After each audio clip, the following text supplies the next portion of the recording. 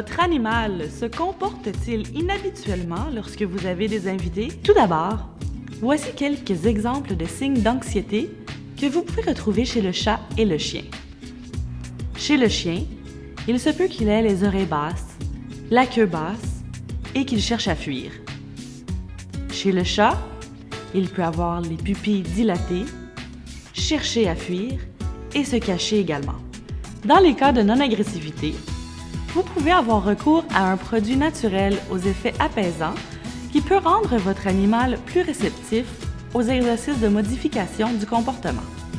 Que ce soit dans le cas d'un chien qui a peur ou d'un chien qui est agressif, il est important dans les deux cas de rendre cette expérience positive.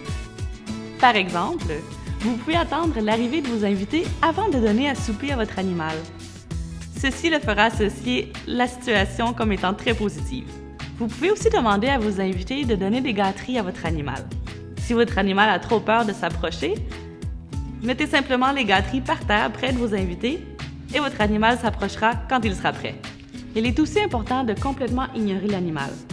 Pour ce faire, ne pas toucher, ne pas parler et ne pas regarder l'animal.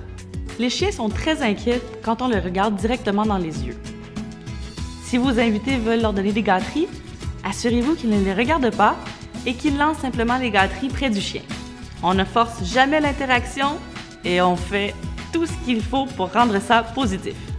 Pour un chien trop excité lorsque les invités arrivent, donnez-lui des gâteries ou un jouet pour rediriger son attention.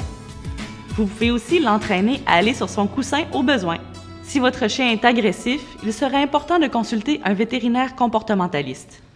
À titre préventif, il existe aussi des muselières paniers qui englobent le museau sans le fermer, mais ceci ne réglera pas le problème. Dans tous les cas, pour des événements ou des soirées, il est important que votre animal ait toujours un endroit où il peut se retirer. Vous pouvez lui rendre disponible une cage ou une pièce où seulement lui aura accès. Je vous invite également à vous référer à votre clinique vétérinaire. Elle saura répondre à vos questions et vous aider au sujet du comportement de votre animal. Cette capsule vous a été présentée par Zilken et a été réalisée en collaboration avec le département de comportement du groupe d'Aubigny.